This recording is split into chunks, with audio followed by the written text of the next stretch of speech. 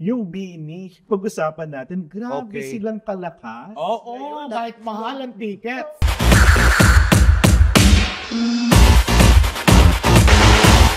Sabi namin sa inyo, it gets better every week. Natututo po kami dito lang sa Troika Talk.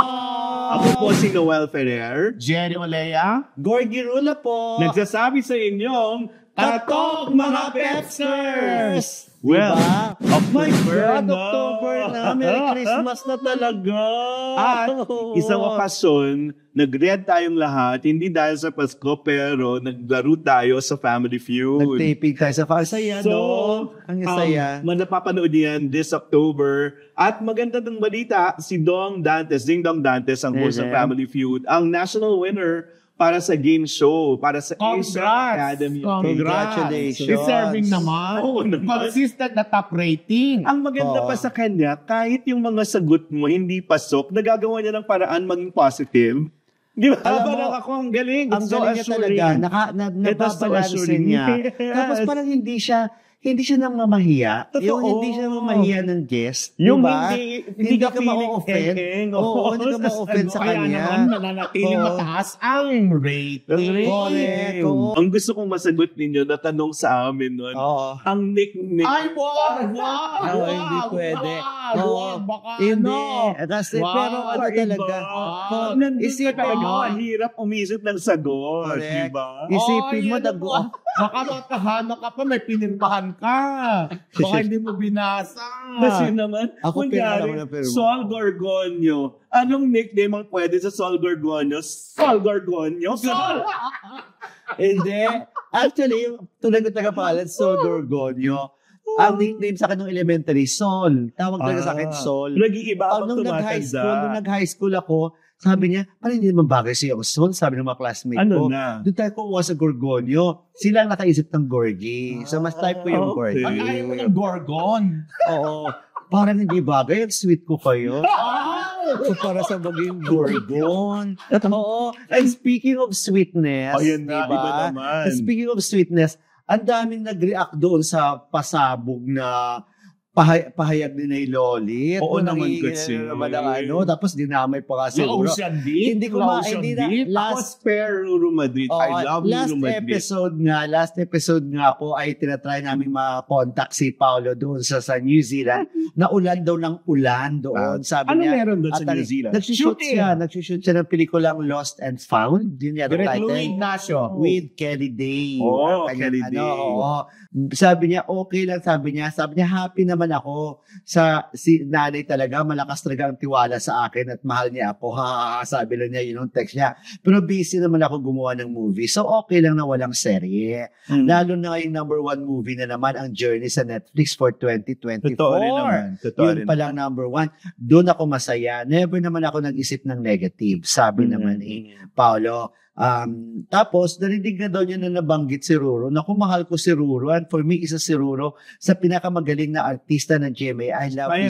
I love his work ethic and dedication sa work. Ka-gym ko yan. Sabi niya, ka-gym daw niya si Ruro. Kami mahal ko si Ruro.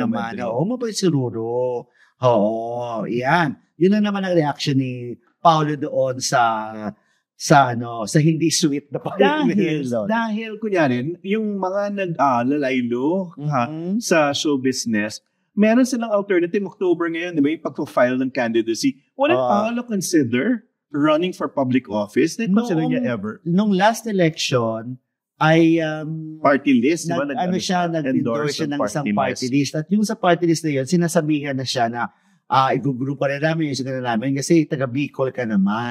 So sabi niya gano'n. Pero parang wala talaga sa niya. Showbiz talaga yun. Sa vision niya. Okay. Yun. Next balita, Jerry. Akala ko ikaw mauna. Okay. Ako na gano'n eh. Ito, medyo na off lang kami sa isang nagbabalik na singer. Kasi nag-plug na kami ng isang concert. After isang concert, may concert siya with a band.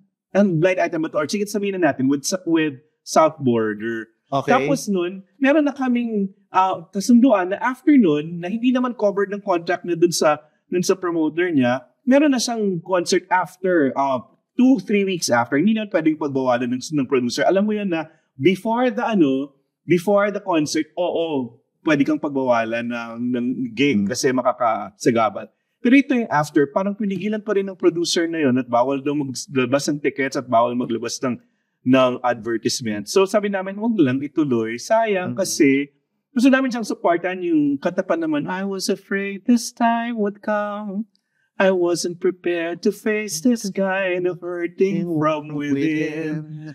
I have learned to live my life without you. Sino yun? Si Ella May Saison. Si Ella May. Sayang. Uy, si Ella May Saison, rumarakit siya ng kanta sa Amerika. Yun na nga. Oo. Parang ako bihira siya at gusto namin siyang supportan. Tuloy, nakakatampo kasi nga nakaset na ang title pa naman ng concert na sold out. Yun. Talaga? Parang ngayon na hindi na sold out ang tawag sa kanya, back out. So yun. Sayang. Sayang. Pero, tuloy na tuloy ang concert ni Andrew E. Ang publicist si Andrew E. Pero may isa pang magandang balita. May gagawin siyang pelikula. Makakasama ang isang sikat na member ng J-pop sa Japan. Yung Faki. F-A-K-Y from the word fake. Or F-A-K-Y, five ass-kicking youngsters. From the word fake na Faki. Okay. Oo. Ito, may dugong Pilipino, pero may dugo ring Japanese, may dugong Brazilian. Kumbaga katumbas ng grupo nila yung Blackpink Pero sabi ni Andrew E, dahil kumbaga pinaganda ito, baka after election pa next year. So ngayon, nakapokus muna siya sa Concert. first ever major concert niya in 34 years. December 11. December 11. Pero weekday ang December 11? Siguro Ang yung lakas sweldo ng loob, At may promo pa sila na may yung producer mananalo ng ticket sa papunta sa abroad. Natuloy ba yung concert niya doon sa kay Kibuloy ba yun? Hindi naman totoo yan. Hindi ba totoo yun? Kasi may nakalagay Rosary Rally, tapos INC, tapos si Shaira na Muslim, di ba? Paano nga yun magsama? Wala, interfaith? inaano lang yan, parang... pinaglaruan pala. May break ni Andrew, talaga kayo. Nako! Blind item. Ayan. Agad? Kailangan ibigay na natin, isobo na natin yan. Game. Dapat masaya. Ito masaya. Ito masaya, nakakatuwa. Medyo matagal-tagal na ito, pero masaya. Okay. Nanay ng isang sikat na actress, na pagkamalang kasambahay, long katuts. Huwag naman. Mistisa ba yung actress? Basta sikat na sikat itong actress. Anong nangyayari kasi, yung actress may pinapuntang, kumbaga, staff or what, punta sa bahay. Okay. Panahon ng pandemya noon. So, walang ayos si Mami. So, nagbukas ng pinto. Tapos, yung staff na nagpunta, hindi siya nakilala. Parang narinig ko yan. Sabi ng staff, pwede pong makahingi ng tubig. Saka, nandyan po ba ang mother ni ang mami ni, pangalan ng actress? Sabi ni Mami, ako yung mami ni Ako yung mami. Pero si Mami meron siyang billboard ngayon sa EDSA. Ang ganda niya. Hindi mo siya mapagkakamalang mukha siyang Donya ron. Kasama Fresh na fresh. Siyempre. Yun na yun. At hulaan mo kung sino ang source ko sa item na ito. Hulaan mo kung sino ang source ko. Sa business? Yung Friend. Nagkukwento mismo. Akala ko yung anak si mismo. Mami mismo nagkukwento. At tawa silang tawa. Na napagkamalan siyang kasambahay. Badge of honor. Pero yun na. Isa na siyang Pag confident ka naman. Pag confident ka naman sa sarili mo, di ba? Oo. Hindi na, pagtatawanan mo na lang yun. Yes. Okay. Ito naman, masiga. Ito naman yung isang... Nakikita ko lang kasi. Nakasalamin sila. Sino nga ba yun? Naku, mga mali. Hindi ba yun? Sino? Nakikita ko lang sa Mabait naman yung nanay. At hindi siya mukha rin kasambay, mukhang Donya, Oo. Oh, Kamukha ni Malulutak. Hindi naman siya Kamukha ni Hindi naman siya Malulutak. mukhang kasambahay. Hindi, napagkamalan nga nung staff na Hindi bata pala. siguro, hindi kilala. Oo. So, humingi ng tubig. Tapos sinong, Pero sa nasaan po totoo ang lang, mami ni... Ito naman quick lang tong akin kasi masigasig ngayon ng isang kumpanyang ito dahil na magsimula na ang Ay, kanyang maganda istasyon. Mapapanood na ito ang ilang mga program. May mga mababalitaan na natin kung sinong mga kilalang mga personalidad na magkakaroon ng show sa istasyon na ito. Definitely hindi GMA7 kasi GMA7 na yan. Pero ito yung mga nagsisimula, di ba, na mapapanood natin na ang ganda ng mga naka-line up na talaga? mga Ayanig, mga pasabog. malalaking mga lalo na sa mga news, di ba? Malalaking mga personalidad. Tapos nagulat ka tulad ng isang sikat na personalidad. Babae. Babae na na-announce na. Sabi na niya na magkakaroon siya ng show. Ganyan. Tapos magpipirmahan na sila. Nung nagpirmahan sila, binasa yung kontrata, but hindi naman ito yung napag-usapan namin. Nagulat si ate. Nagulat siya, hindi naman ito yung napag-usapan namin presyo. 3 years dapat yung contract, di ba? Oo. Tapos, ano ba, example lang. Ito, sige, sa programang ito, it's a daily show. So, monthly, makakatanggap ka ng 5M. Example lang yan. 5M. Pagbukas ng kontrata, 3M na lang. Talaga? Ba't ganito? Ayaw sana na pumirma niya. Kasi ibang napag-usapan natin. Pero may camera. Ay, hindi sa camera. Wala. Nabalita na kasi at nakapag-commit na siya. Okay. So, commitment na lang talaga. O sige na nga, malapit lang naman ang bahay nito. sa bahay ko dito sa kanilang studio. Sige na, Wala. pwede, hayaan mo na. Pero sa halip na 3 years, sige, 1 year na lang. Para ma-evaluate as hindi lang, hindi lang naman daw yung mga artista, pati daw staff. Talagang kachina daw ang TS. Slash. Pero ang sabi, kikita yan sa eleksyon. Kasi parang ganun sila magaling mangbira. Oo. Tapos yun, titingnan natin kung babawiin nila sa ano. sustainable eventually. Oo. So, tingnan na lang din natin kasi may mga iba hindi na talaga tumutuloy. Nababalitaan nila. Hindi kasi iba yung napag-usap. At saka ang rate ko ganito, tapos pagdating sa inyo, Ang tanong, ito lang. hindi kaya pupunta si Paula dyan? Parang wala naman. Paolo, konti. Parang wala naman. In-explore dun sa iba. Anyway, Oo, parang wala naman. yung sa akin naman na Okay. blind item kasi October na last quarter papunta sa Christmas. Ito isang ginagalang na personalidad. Bigayan daw ng gifts. Oo. Meron na natuklasan na recycled. There's nothing wrong. Nothing wrong with giving recycled gifts. Oo. Pero yung mismong regalo, nakaukit yung pangalan. Ay, hindi na So, baboy nakita yan. yung pangalan. Gamit, may Hindi na classic baboy. ano. Pero ito kasi, it Oo. matters kung sino kasi. Oo. Ang nakapangalan? Oo, siya kasi yun. Siya kasi yun na nagbigay. So, Siya hindi mo nagbigay. akalain na Binigay kanina. nagre-recycle mga stacks. Si Nay Lolit, laging may... Si Nay Lolit, mahilig mag-recycle, di ba? Eto, nakakaloka. Recent lang. Kay Lolit. Recent lang yung kay Nay Lolit. Bakit? Oo. Nag-lunch kami. Gusto niyo magpapasalubong siya. Kaya Pat Oo. Pinasa, kaya Salvi Asis, kaya ganyan. At sandali, may pasalubong ako sa iyo. May binunod siya. Ng isang box na mga tsaa, mga tea, ganyan. Sabi niya, ikaw ba nagbigay nito sa akin? Sabi niya kay Pati, ikaw ba nagbigay nito sa akin? Hindi po like, sa'yo na. Kasi, madalas nangyayari talaga. Naku, sumalangit nawa si Mother Lily, di ba? Siya talaga ang kapulan talaga ng pagre-recycle ng mga regalo, di ba? Mas okay na yung ganyang nire-recycle kaya nakatanggap ako one time ng Christmas gift na kalendaryo. Anong year? Previous year pa? Yung ng kalendaryo.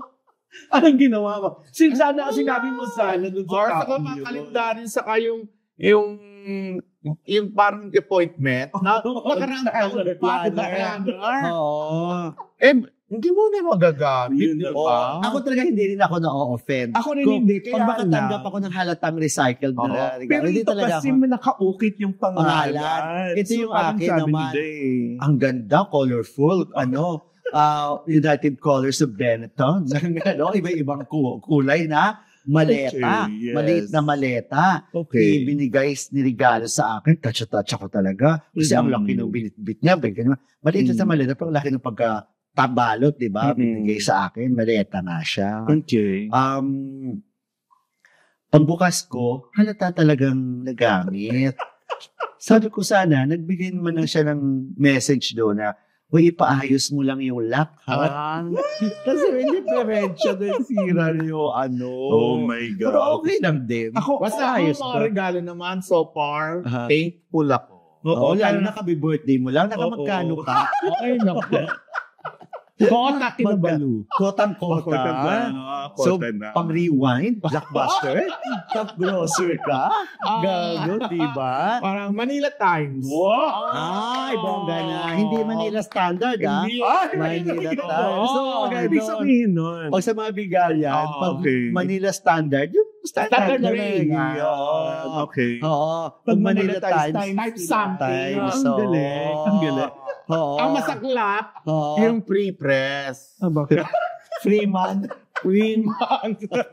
Pagwali. Anyway, ewan ko kung isasali Metro ito. Manila Film Fest. Metro Manila Film Fest. Ewan ko kung okay. isasali ito, ang pelikulang ito, kasi mukhang maganda siya talaga. Yung alaga mo, si Iza Calzado. Caretakers po ang title ng kwento ito ng dalawang ina, di ba? Na talagang lahat gagawin nila para sa kanilang anak. Pero ang kwento, di ba, yung sa lupain, doon property doon sa probinsya na gusto na ibenta ni Isa, na galing sa Isa, galing siya ng Maynila. Correct. Pero nung pagpunta niya sa probinsya na, ang caretaker doon ay si Dimple Dimple Somana Somana. na hindi rin niya ayaw ibenta, di ba? Doon na nagkaroon niya yung conflict. At may mga entity na lumalabas na Correct. galing ito sa kalikasan, kasi pangangalaga sa kalikasan. Ang tema, ito horror movie siya, pangalaga sa kalikasan. Ang sinasabi nga ni Direk Nino Cayendana, isa sa mga producers, sabi niya, lahat tayo dito pala ay talagang caretakers lang Totoo yan. ng ginawa ng Panginoon. Diba? And even our children at ang mga anak natin, caretaker lang tayo ng ating mga anak. Correct. Kasi may sarili silang mga buhay na sila magde-decide for them, for their life. Correct. Ganyan. Pero since yun na nga, pangangalaga sa kalikasan, pinapractice talaga nila doon ang shooting sa set ng yung zero waste na ginagawa nila doon. Yung, kasi dati daw, They practice what they preach. Oo, pagkatapos ng shooting, mga 3 truck daw ng basura, 3 truck ng basura ang hinahakot doon sa kanila. Ngayon daw talaga ang laki ng kabawasan. Parang 1 truck na lang hindi pa puno ang basura. Kasi nga, nasi-segregate na nila yung mga basura at mga waste nila, mga natatapon nila ng mga gamit. At catering sila, hindi sa nakapack meal, ganon, para mapuhugasan yung mga Saan ang probyertos. location ng shooting na yan? Sa San Miguel, Bulacan. Ito, ito muna ang kwento na sa atin ni Direk Lino Cayetano kung paano yung ginagawa nila sa SEP para lang mapangalagaan ang ating kalikasan. Itong pinapractice silang zero waste. Ito po. Sobra kaming happy kasi ito yung unang proyekto ng RAIN na we're going zero waste. So ang ibig sabihin lang naman ng zero waste ay, kunyari to, lahat ng nakikita nyo dito, sa pangkaraniwang pagkakataon, lahat to, ilalagay natin sa plastic bag, tatapon. Pagkatapon, kukunin ng basurero, kakalkalin, yung matira, itatapon sa landfill. O kaya dumadami ang basura sa landfill. Yung ginagawa natin ngayon, nag-segregate tayo at the source. Tapos, meron na ring sourcing yung bawat produkto. So, ang mangyayari, lahat ho ng pagkain So, dyan, meron kayo dyan parang meron ng itong mga papel, tsaka kausap na namin yung barangay. So like itong mga papel, donate na namin sa barangay. Yung mga baso, huhugasan. Yung mga plastic, ito, may pagbebentahan na rin. So, more and more, like sinusukat namin, yung unang araw namin sa taping, ilang sakong basura kami. Ang layo na doon sa ngayon. Yung huli namin, 3 sako na. Ngayon, direct. 3 na lang yung huli. Matagal na namin gusto gawin. Pero, ngayon talaga na-motivate kami dahil sa proyekto. Kasi yung proyekto, caretakers, tagapangalaga ng kalikasan, lagi namin naisip, naku, pag nan-shooting dyan, madumi, pag-alis, madumi, magulo. And then minsan nga, ang laki nung tawag nila footprint ng production. mahabang proseso talaga para ipaliwanag sa tao. Pero once magkaroon ka ng sistema for segregation, alam mo nagawa namin, dati, sa isang araw, 3 truck ng basura yung napupuno namin. Tapos nang natuto kaming mag-source, sa isang araw, 1 truck na lang yung dumadaan sa amin, hindi pa napupuno. So isipin mo, bawat barangay or bawat shoot, kung gaano karaming basura yung natatambak niya sa landfill. Kung saan man yung landfill mo, nasa San Mateo, nasa Rizal. So ngayon, pag sinusource mo yung mga, sinusource mo yung basura mo, technically, posible talaga yung zero waste. Ibig sabihin nun, wala kang binabalik sa landfill. Ayan. Kakaiba rin, no? Si Direk Lino. Oo, nakakatuwa siya talaga. At nandito, kasama natin si Iza Calzado, di ba? Wala ka malay-malay si Iza. Iza, ka-feature lang namin kay nandito, ka-feature lang namin sa PET Nasa Petroy ka kay tayo. Nino Cayetano na zero waste daw kayo sa sa set. Kaya sabi namin, tawagan na namin si Iza na nagpa-house blessing na yon. Congratulations. Hello. O, di ba si Dea? Hello. Nandito si Gorgie. I have 5 minutes, only 5 Hindi, minutes. less than 5 minutes. Out the door. So, game. Explain mo ano nangyari sa setting niyo, zero waste daw, sabi ni Nino Cayetano. Yes, zero waste. I think that coordinating with the they're coordinating with the LGU to make sure that there's zero waste. And then even on set, they're really trying their best to make this happen. We don't know how far it will go, but it's a great effort from the production end. Ang galing. O yun, Alam naman natin na sabi ko nga, we really just have to be conscious kasi even madalas kasi pag actually kahit saan, hindi lang naman sa production, di ba? Parang actually when you walk the streets of Metro Manila, we really lack a lot Correct. of waste baskets. o yun nga. Alam mo yun, it's not so much that people are makalat eh. Wala din kasi yung basura. O speaking of makalat, Isadora, nandun ka sa bagong bahay mo, makalat pa rin Saan? ba sa Alabang? Wala pa ako sa Alabang, kapatid, kaya kailangan ko ng Pumunta. Okay, sige na. Pumunta ka na kasi house blessing mo ngayon. Pero yun na nga, ang tawag sa iyo, Philfest Queen. Oo. Kasi nasa Green Bones, nasa Kingdom. So how does it feel to be active again in the scene? wow, nirelease mga ganyan. Sana daw mashoot ko muna kasi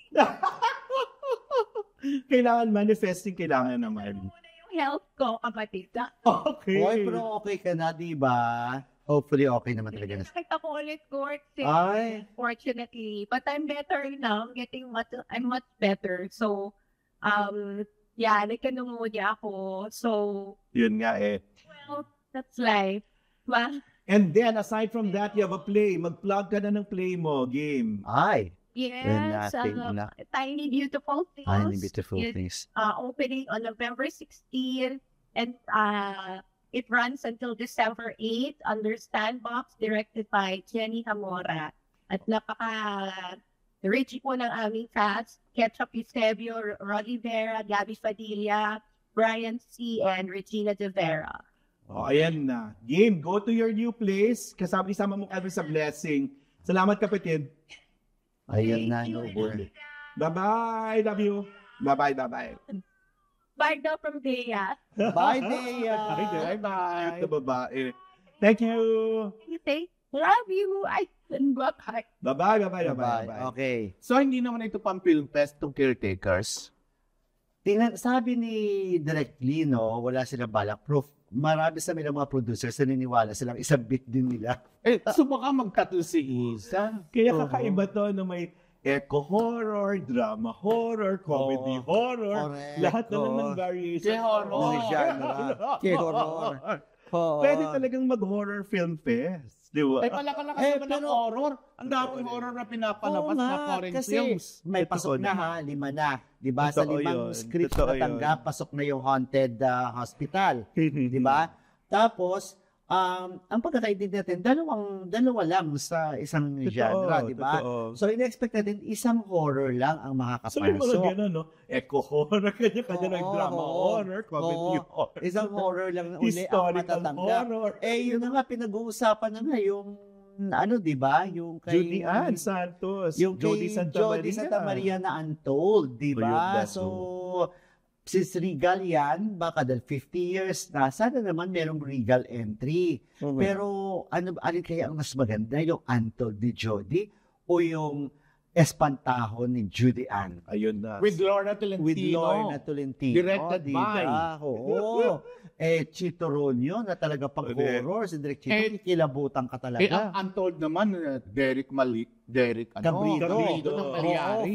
With 40 Rico rin yan ang Santos. horror, Tingnan di ba? natin kung ano So, mangyayari. kung ano, at totoo ba, ikaw sa MMFF Ano ka, daw? may extend, totoo bang may extend?